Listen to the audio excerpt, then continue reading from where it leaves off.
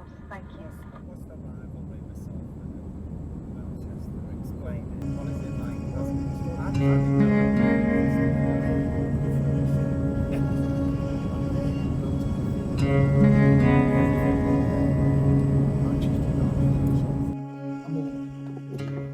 Yes, yeah.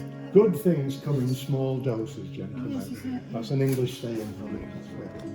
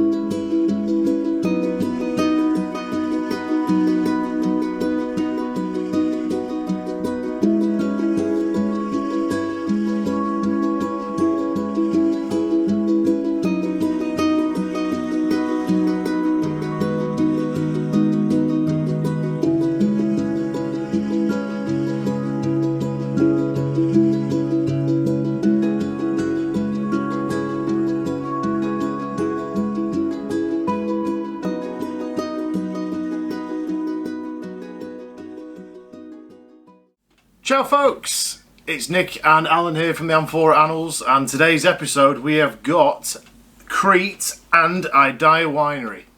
Yes, so today, as you're about to see, we're going to talk about one of our favourite islands, not just in Greece but anywhere in the world, Crete, wonderful place, and their indigenous varieties, including the Thrapsathiri, as you can see here. This is a wine that I've used many times for many tastings, including a charity fundraiser recently, and I would suspect this was the wine that actually won. Not that it was a competition, but everyone absolutely loved this wine, and so do we.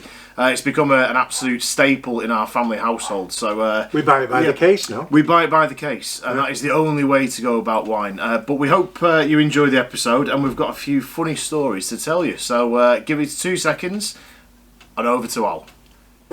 Yes. We have a wine for 4 months. We have a white wine for more. Birds and everything. Yeah. 4 months a year, 4 years. On the doodah. That's right. Up on the doodah. On the So is it in these now? Is this a 100,000 bottles? Oh, right. well, yeah, no, the spinal. This is we use more Oh, yes. Yes, is that my best?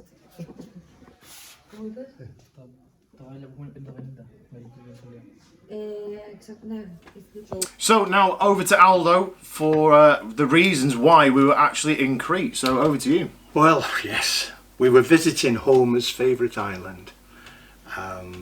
We'd been many, many times before, as you know, but this was a dual visit. It was to finish off In Search of Fildes that we started in 2016, and also to visit a great winery that Nicholas will be talking about a bit later. My side of the trip was to get us to finish off 2016 In Search of Fildes. We hadn't been to where the kidnap actually took place of Colonel Kryper. Everything else was done. It's a long way from Hania to Heraklion, and we couldn't do it last time. And it's, oh goodness me, it's had a real thing about, I had to do it. So we picked a hand-picked team of vigilantes, everyone. The regiment. The regiment, to the regiment. Every one of them a top man. And of course we got the best driver come guide, Michaelis Kaniolakis of Crete Private Guide. Crete Private Guide. We'll put a link to him in the description. Yeah. Good man. Top man. Well, mainly we got on our defender. You need a good vehicle and you need a top man who knows where he's going. There wasn't many of them in our team. Definitely not him. It's certainly not me. Yeah. I'm good at drinking, and yeah, And anyway, we found our way across the mountains towards Heraklion to visit a place called Imonas, where in 2016 we met a man called George Tazakis, who was an Andante, a freedom fighter in 1941 to 1944. He was 92, 93 in 2016. So I hoped he was still alive. And we turned up to his little shop, general kind of what have you. And he was 99, but sadly he wasn't too well, and he was asleep. And his lovely daughter spent a lot of time with us. When she realised we'd made this trip to see this wonderful old man, then we had to leave because we had a lot to do.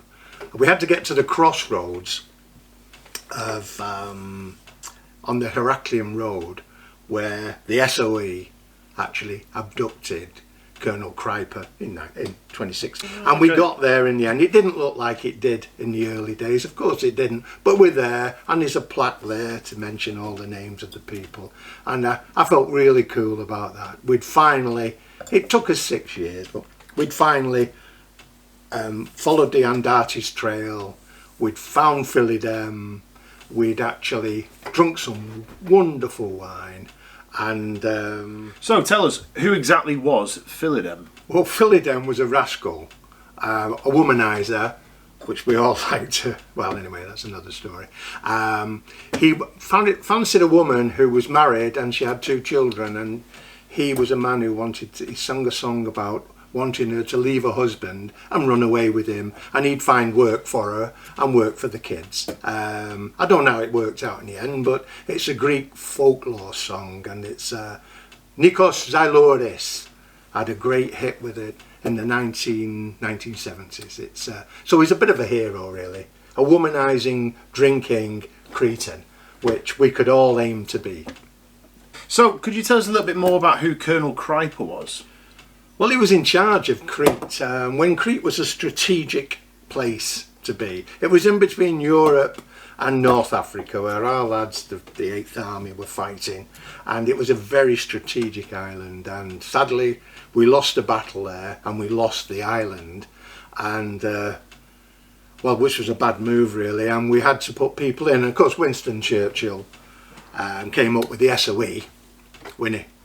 And we dropped men in to help the Cretan resistance fight against the Germans, or make it difficult, not necessarily to kill Germans, but virtually to kind of make things difficult for them, you know, where they couldn't go down a road safely. There would something would happen. So in other words, the SOE were men dropped behind enemy lines, really tough men. They slept in caves with water running through. And Patrick Leigh Fermor, the great man, he fought all through that, and after the war I think he was in hospital for 6 months with pneumonia because he was living in caves and running water. Billy Moss, who's nothing to do with drinking Raki for breakfast. Oh, that was a great idea. That's what Just they would saying, have. just saying, They'd that's, have Raki for breakfast, which we're going to have in a minute, and a few raisins, and they'd eat the raisins because the Greeks were starving. The Cretans were starving. They couldn't give them any more, but they give them everything they could. Wonderful people, the Cretans. And if they had a sheep or something, they would share the whole thing. They're wonderful lot. Billy Moss, sadly, another hero. He died at 44. He couldn't cope after the war. He was the war was everything for him, and he fought like a hero, and things were just a bit quiet after. So these are a couple of heroes. I'm a bit of a hero worshipper. They have to earn it, but I'm a bit of a hero worshipper, and I followed in their footsteps, although I was staying in 5-star hotels and they were staying in caves. But that's so. But where, if people wanted to learn more about the story, where could they find it? Well, Ill Met by Moonlight is a book written by Billy Moss. There are many books, but if you're going to start on one book, Ill Met by Moonlight. And of course they made it into a film. Great film. In 1955 Great with Dirk film. Bogarde. So if you've just seen in the clips, amazing hospitality from Cleo from Vasilis and Stelios at the winery of Idaia. Absolutely amazing. We turned up there thanks to my supplier and thanks to Finbar Bennett. Team-handed, mob-handed. yes. We turned up there just expecting a couple of wines, a little bit of a tour. Yeah, a little bit of a tour. A couple of wines and would be out on our way. And we didn't really know what to expect, did we? But then all of a sudden, all of the wine comes out. 2 hours later. 2.5. It was 2.5 hours. Was it? Oh my god! It was 2.5 hours later. We were all a little bit sozzled with a little bit of colour in our cheeks. And we tasted, I believe it was 10 amazing wines. Absolutely fantastic. It's a line stone. Yep. Limestone, yeah. Yes, that's why our area has a lot of mineral characteristics. And yes, and also in the first of all, our vineyards it is without water. That's why the roots for the vineyards goes in a deeper level in the ground, in the soil, and take many nutritious mineral characteristics. And also you can feel in the wines, and exactly in the ocean, in another variety. I don't know. That is. Yes. And also, if you see around, it has we have a mountain. And in all the day here has a high temperature, but in the after 5 o'clock in the afternoon start to be cooler. But lots of great wines are on sides of mountains, aren't they? You know, like Barolo in Italy, the breeze coming up the sea and the mist, and you think, no, it's too cold. No, it's the perfect climate. Perfect climate, yes. Absolutely. That's why all the wines has a high and balanced acidity. And also we try in the white wines to make a green harvest in order to have high acidity and a cool condition, for example, cool condition, and to have high acidity and full body and flowery. Citrusy, Just absolutely brilliant. The wines are typically Greek, as we'll do with the tasting notes with the Thrapsathiri. You can't get past the fact that they're Greek. Now, as you'll have seen in the clip, Cleo was explaining about the limestone soil. We're about 4 to 500 metres above sea level. I won't bore you about soil, I always say this, but it is very important. 4 to 500 metres above sea level with mostly limestone soil and calcium heavy. That gives a real kind of minerality to these wines. Now the region we're in is the Dafnes region, which if you look on a map of Crete, which I'll put on the screen now, you'll see that it is just south of Heraklion. When you look at a map, you're kind of like, oh, is it mountains? It's not. It's kind of an undulating foothills of the mountains. You're not quite up there just yet. In fact, you're nowhere near it. So I hope you enjoy this with us. Let's do some tasting notes. Okay, so the grape varieties we're going to try, the first one we're going to try is Thrapsathiri, and then we're going to try Liatiko. Now, Thrapsathiri is an ancient grape variety specific to Crete, not related to Attiri. It's one of those grape varieties that you only see in certain regions, and that's what this channel's all about. You're not looking for super high acidity other than something like an Assertico, but that's a very, very specific grape variety. You're not looking for something like that. You're looking for peach, melon, a lot of kind of very floral summer flavours. And this, hopefully, this wine does it. So yes, we're on 100% Thrapsathiri from Idaia Winery, produced by those lovely people who gave us an awful lot of wine and an awful lot of food. Okay, yes, so some tasting notes. Let's go into it. But yes, we're on the Idaia Winery. The Ocean Thrapsathiri. Ocean is the name of the wine. Thrapsathiri is the grape variety. 2021. I love this wine. I love it. So, on the nose. Now, in terms of tasting notes, I'll spit those out in just a second, but as I said before, there is something about Greek white wine that smells like nothing else. Now, we're not talking about Retsina, we're not talking about pine resin, we're not talking about terps or anything like that my dad used to drink in the 40s, in the 70s, 80s and 90s. My goodness, this is a serious wine, but it's so fun, and it's just full of sunshine. Yeah. You've probably noticed that by now. One day we will do a Burgundy episode, but not just yet. But on the nose, for me, like Konstantinos Lazarakis said, loads of peach, loads of melon, very floral. Yeah. There is a hint of kind of a savoury licorice flavour. You know, like the sweets, I can't remember what they're called. Blackjack sweets. There's a little bit of blackjack sweet going on there. There's also quite a bit of minerality. There's a little bit of local wild herbs. I suppose if we're in France, we call it garrigue. There's that kind of wild herbal flavour. Limestone, yes, that's where the minerality is coming through. A little bit of saltiness. You know, I just like it. I know he's going through all this, but that is a very nice wine. There's also a little bit of white pepper, which I'm getting as well. Now that, because I've got a slightly bigger glass than him. Bigger nose than me. Yeah, and a bigger nose probably, yeah. There's a little bit of white pepper going on there. But on the palate... Lovely. Very lovely and rich. Yeah. Lovely and dry as well. But I've said this before, when you're trying to talk and do a wine tasting at the same time, especially dry white wine, it's quite difficult. Your mouth waters, but the acidity is just right. Any higher, you might lose the kind of the rich fruit flavour. Any lower, it might become a bit too jammy almost, because those fruit flavours are quite rich. There's a little bit of red apple in there, like a bruised red apple. That salinity, a little bit of pine, wild herbs. Absolutely beautiful. For me, though, it's the nose. The nose is one of those wines that's captivating. It will keep you kind of going back. Not necessarily because it's going to open up and produce much more flavours, that depth of flavour, just purely because it smells like holiday. And could this be classed as one of your 5 a day? I wouldn't recommend it. I wouldn't recommend it, but That's I'll beautiful, know. yeah. But absolutely beautiful on the nose. But as the more the wine does open up, there is that, for me, the salinity and the pepper is coming through a little bit more on the herbs. But in terms of food, we don't really do food and wine matching. But yeah, if you had this with a Greek salad or some fresh fish, that kind of thing, or maybe a little bit of grilled chicken, absolutely spot on. Don't need to worry too much about, oh, we need this, we need that. Just drink it and enjoy it. Now, for me, I've got a connection to this wine because we did it at a recent charity fundraiser. This is in my top 20 favourite white wines in the world right now. It changes all the time. It changes all the time.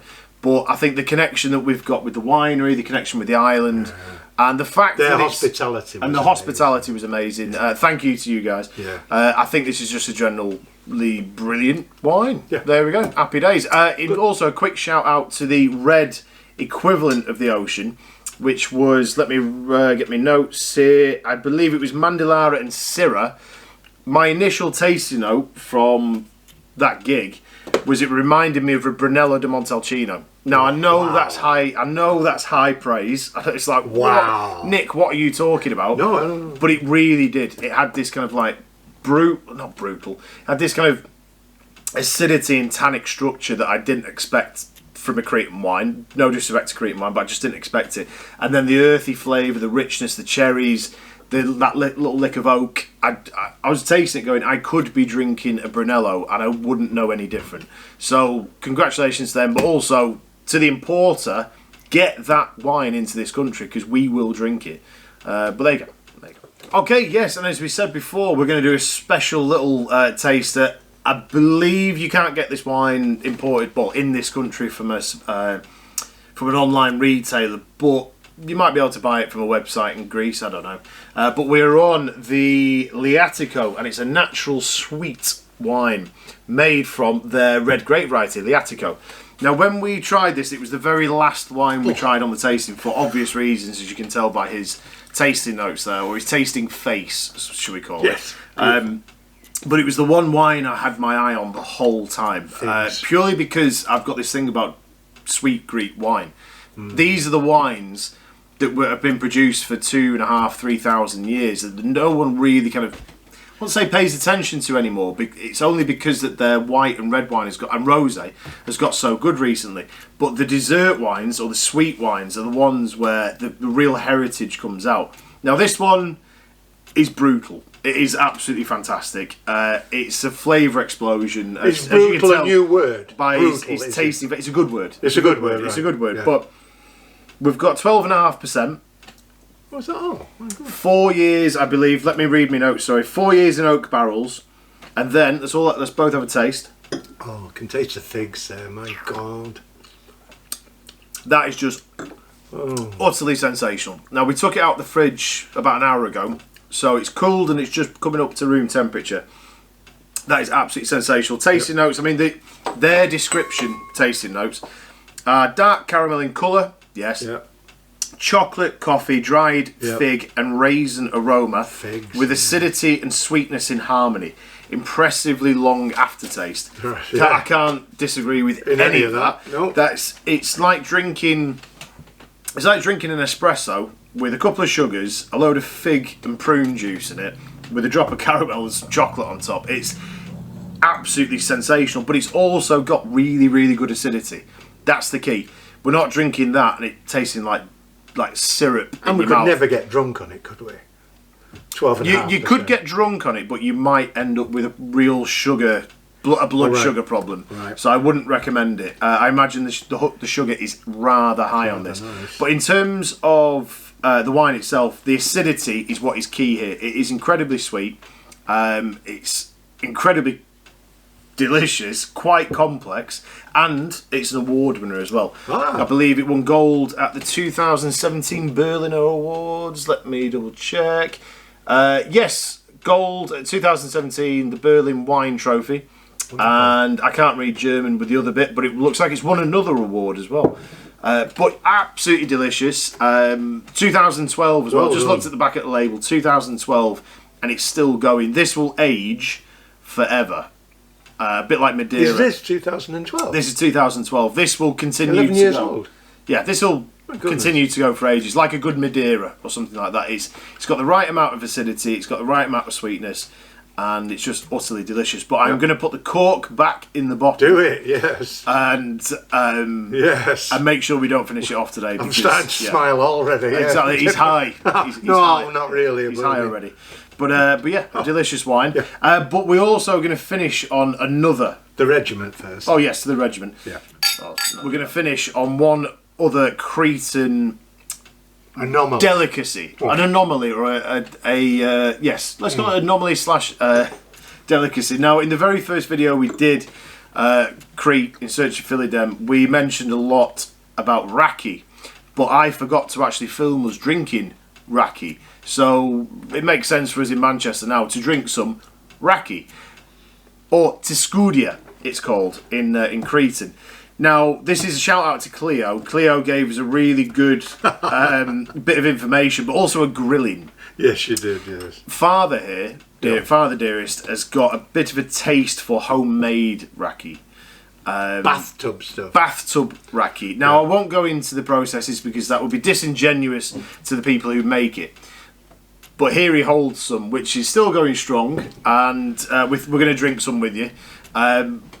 The only bit of information Cleo really gave us was just, if you're going to drink Raki in Crete, be careful. Be careful. Drink the stuff that's actually got a label on it. However, Yes. we're not like that. We're rock and rollers. Yeah, we so are. we're going to raise a toast. Can I just tell a story? Just this Well, little you story. can do if you want, but I want to get some Raki down me. Yeah, I'll just tell you, it won't take 30 seconds. We were in Idaia and we were visited a bar that was frequented by Nikos Zaloris, who sung Fildes, and the boys, the vigilantes, and I were sat round a table eating a most wonderful feast. And you could see on the wall there were guns everywhere, and there was hand grenades and all that kind of stuff. And there were some real characters in this bar. And I went up to the barman, I'll maybe show you a picture of it later, and I said, "Do you have any Raki that I could buy?" And he said, "You want to buy the Raki?" So I said, yeah, please. He said, right, okay. And he went into a back room and came out with a bottle, a plastic bottle. I don't know what it was, probably bleach or something. I think it had been used about 10 times already, because it was one of those plastic bottles that just, as soon as you touch was aging. it was aged. Yeah. It was a vintage bottle. And it was a litre of Raki, and I think it cost me the equivalent of £3. And I went, wow. And I came home, and I'm still here now, some of it. And we listened to the words of Calliope at Idaia, and she said, "Be careful what you're drinking because it's not Legal. not filtered correctly, is it? Not legal. It's And, moonshine. that's why it's in this kind of thing. If it was in isn't America, it'd be called So anyway. moonshine. If it was Ireland, it'd be called poaching. My goodness. Yeah. Here's to. Or if it was in this country, it'd be called gin. But Let's no, have a- that's- let's Yes, have so Here we anyway, go. thank you very much Thank you. in our little Crete and Raki glasses. But thank you very much for watching. My If you God. enjoyed, there you go. If you enjoyed the episode, please feel free to like and subscribe. The subscribers and the viewing and all that kind of stuff, it really, really helps the channel. We really, really appreciate it. And we're only, I'd like to say, getting better at it. I'm not sure. We're But enjoying it, But we're for still, God's we're still sake. enjoying Enjoying doing it, it. So yeah. thank you to you all, guys. Yamas. Yamas. And there we go. Right, see you in a bit.